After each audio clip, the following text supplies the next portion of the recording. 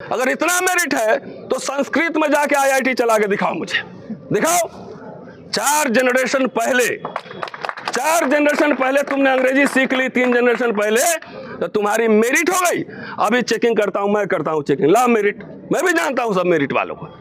जजेस खुदा नहीं होते हैं, या आपने जो लिख दिया वो सैक्रोसेंट है। जजेस के ऑर्डर भी जज बदलते हैं। और अभी जो नया चीफ जस्टिस बनने वाले हैं चंचूड़ साहब, इन्होंने अपने एक फादर के जजमेंट को बदला हुआ है। जजेस को इस पे पब्लिक मीटिंग एड्रेस करना चाहिए कि जनता को सिंपल भाषा में समझाइए कि कॉन्स्टिट्यूशन का फंडामेंटल स्ट्रक्चर क्या है। ये तो पूछा जा सकता है। मैं ये समझता हूं इतिहास के छात्र होने के नाते कि nothing is supreme in this country, it is the constitution, वो सुप्रीम है।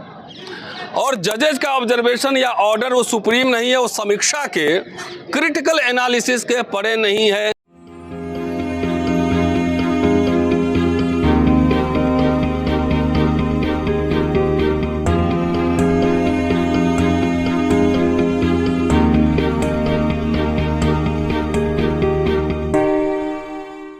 शुक्रिया आप सभी का। और नीरज अगर सामान्य है तो मैं अति सामान्य वक्ता हूँ। सबसे पहले यहाँ आते आते एक साथी ने मुझे किताब दी है, प्रबल हैं, हर्षवर्धन त्रिपाठी, अंकुर गोस्वामी, अच्छी किताब लगी।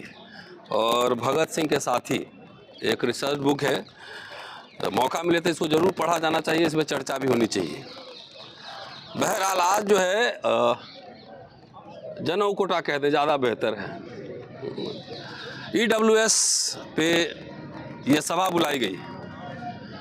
अब क्या कहूँ मैं, 2 वक्ता बहुत कुछ कह चुके हैं, लेकिन थोड़ा बहुत मैं अपना पक्ष जरूर रखने की कोशिश करूँगा। जिस दिन ये कोटा आया था, अगर कोई साथी याद होगा, डे 1 से, उसी दिन से हम लोग इसके खिलाफ थे, इसके खिलाफ हैं और इसके खिलाफ रहेंगे। पहला फंडामेंटल, इसमें कोई कन्फ्यूजन हमें नहीं। बहरहाल अभी 2 दिन पहले एक चैनल पे मुझे बुलाया गया था बोलने के लिए कि EWS पे डिस्कशन है। 6 उसमें स्पीकर थे, उर्मिलेश जी थे, हमारे साथी लक्ष्मण भी थे, तमाम लोग थे। और वो सत्य हिंदी है, आप जाकर उस पर देख सकते हैं। डिस्कशन शुरू होने के 18 मिनट बाद आप YouTube चैनल खोल लीजिए कि वो जो है, जैसी डिस्कशन शुरू हुआ, मेरी बारी आई, मैं मुस्कुरा रहा था EWS कोटा पर, और मेरे पास मुस्कुराने के अलावा और कोई जो है रास्ता नहीं है। तो मैं मुस्कुरा रहा था कि जब मेरी बारी आई तो मैंने कहा कि अगर मैं कुछ कहूँगा तो सुप्रीम कोर्ट के जजेस की भावना आहत हो सकती है। और मैं इसीलिए आया हूँ कि मैं आहत के लिए ही आया हूँ, क्योंकि मैं ये समझता हूँ इतिहास के छात्र होने के नाते कि nothing is supreme in this country, it is the constitution, वो सुप्रीम है। और जजेज का ऑब्जर्वेशन या ऑर्डर वो सुप्रीम नहीं है, वो समीक्षा के क्रिटिकल एनालिसिस के परे नहीं है। और इसका एग्जाम्पल 2 बार हम लोगों ने देख लिया है कि जब 2 अप्रैल 2018 को और 5 मार्च 2019 को रोस्टर और SC/ST एक्ट पे सुप्रीम कोर्ट ने जो ऑर्डर किया, उसको हम लोगों ने निरस्त करवाया। तो सुप्रीम कोर्ट ऐसा नहीं है कि जो कह दिया उसमें सब जब सम्मानीय ऑनरेबल कोर्ट ही कर रहे हो, तो फिर टीवी पर डिस्कशन किस बात का करा रहे हो।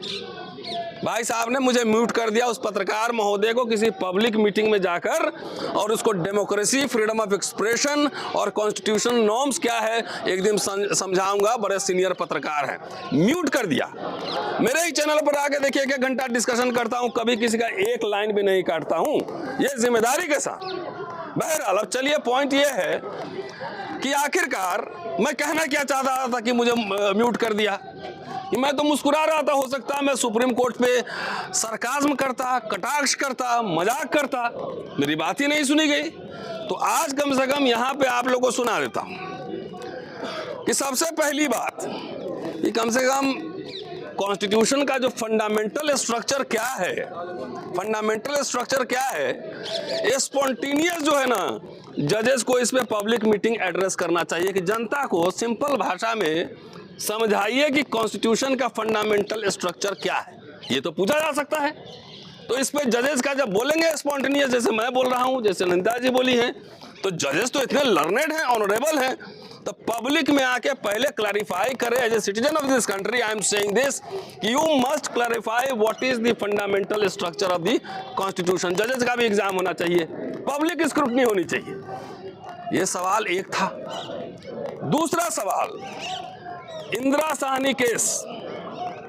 इंदिरा साहनी केस 9 जजेस बेंच थे, तो 9 जजेस बेंच, 5 जज का बेंच कैसे ऑर्डर सुपरसीड कर सकता है? पहला ये फंडामेंटल कॉमन सेंस सवाल है। कहने के लिए जजेस कह सकते हैं कि नहीं हमने कोई सुपरसीड नहीं किया है, कहने के लिए आप जो मर्जी है कर लो, लेकिन what is the outcome of the case? The outcome is कि you have superseded the Indira Sawhney judgment, ये बात है।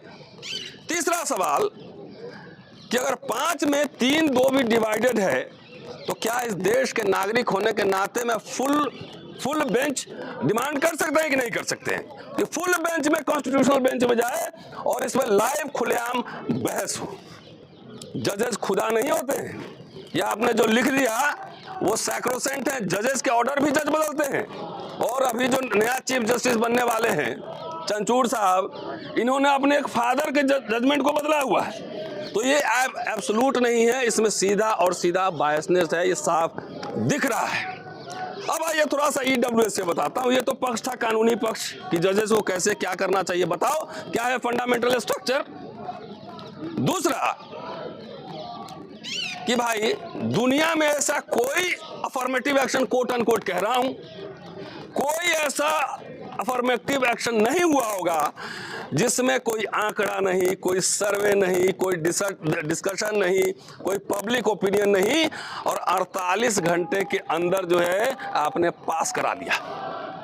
48 घंटे के अंदर आपने पास करा दिया। इसके लिए जिम्मेदार मैं अपने नेताओं को मानता हूं। स्टालिन को छोड़कर उत्तर भारत या किसी पिछड़े नेता, दलित नेता ने इसके खिलाफ आवाज नहीं उठाई, और वो हम लोग उसके खिलाफ बोल रहे थे। सब लोग दोनों हाथ खोल के कह रहे थे, स्वागत करते हैं कि अब जाति के हिसाब से मिलेगा। तो हम कह रहे हैं अब कि आप जाके जरा ओबीसी का 54% तो करवा लो, अब तो हो गया, करवा के तो दिखाओ। इलेक्शन का समय जाके उसी कल्चरल डोमेन में, इडियम्स में आप खेलते रहते हो, नमस्ते करते रहते हो। अब ओबीसी का रिजर्वेशन आप दिलवाओगे 54%, कंफ्यूजन मत पालो, और आप लोग भी ना पालिए, भले आप जात जात के नेता बनाते रहो। तीसरी बात है कि रिजर्वेशन क्या है? ये गरीबी उन्मूलन प्रोग्राम है क्या? भारत एक सोशलिस्ट कम्युनिस्ट कंट्री है? हम कह रहे हैं कि आप एक काम करो, गरीबी उन्मूलन कर दो, अडानी अंबानी का संपत्ति सारा लेके निर्धन ब्राह्मणों में बांट दो, क्या दिक्कत है? मैं तो चाहता हूं कि बटे, निर्धन ब्राह्मण का हम भी उत्थान करना चाहते हैं। तो कहां से अडानी अंबानी को जो दे रहे हो, पैकेज में दिए जा रहे हो, सब बेच बेच के दिए जा रहे हो, लाओ बेचारा, सबको बांटो। दोस्तों, ये गरीबी उन्मूलन प्रोग्राम नहीं है, रिप्रेजेंटेशन का सवाल है। और ये बहस इस समय नहीं, इकोनॉमिक क्राइटेरिया, ये बहस उस समय भी हुई थी जब कॉन्स्टिट्यूएंट असेंबली बना था, जब उस संसद में ये बहस उस समय भी हुई थी, और लर्नेड मेंबर्स ने इसको इग्नोर किया था, इसको माना नहीं था। तो उस समय के पार्लियामेंट्रियन ज्यादा बुद्धिमान पढ़े लिखे थे कि आज के पार्लियामेंट्रियन ज्यादा बुद्धिमान पढ़े लिखे हैं। आजकल तो खाली मुठोकवा एमपी से बनता है, हाथ उठाने वाला ऐसे साहब बोल दिया हाथ उठाना, तो साहब कोई पढ़ता भी नहीं कि क्या उसमें लिखा हुआ है, इसका इंटरप्रिटेशन क्या होगा, क्या लिखा हुआ है। हम चाहते हैं कि देश से पूरी गरीबी ही खत्म हो जाए। दोस्तों, ये पहला रिजर्वेशन है जो विशुद्ध खांटी रूप से जाति के आधार पर आया है। चलिए आर्टिकल्स में लिए चलता हूं। आर्टिकल 340 ओबीसी के लिए जो रिजर्वेशन था वो जाति के आधार पर नहीं था, सोशियो एजुकेशनल बैकवर्डनेस के आधार पर था। और उसमें जो है आप जाकर देखें तो कई जगह ब्राह्मण भी है, बिहार उत्तर प्रदेश में तो है ही, गुजरात में जाए वहां पे राजपूत भी उसमें है।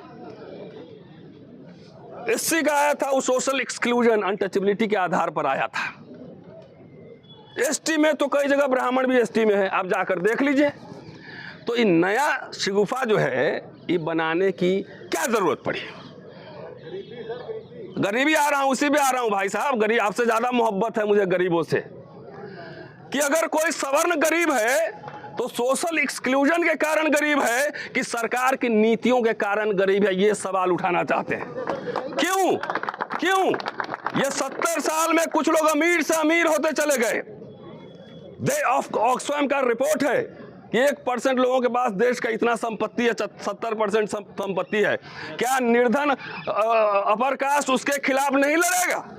वो हम चाहते हैं कि लड़ाई हो, वो चाहते हैं संघर्ष हो, और वो बटे सब में बटे।